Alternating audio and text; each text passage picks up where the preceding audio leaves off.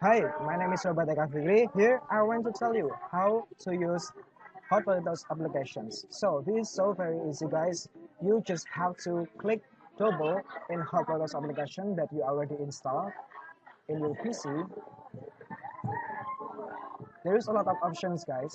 There is a G-Course, G-Match, G-Cross, G-Mix and G-Quiz inside of these applications. You can use these applications to make a questions or make a multiple choose of questions. So here I want to tell you how to use G-Quiz.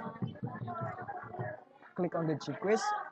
So G-Quiz is kind of questions that use multiple choice. So you can add the title here, what kind of questions that you want to use. And there is questions number one. You can choose like, how old are you? For example.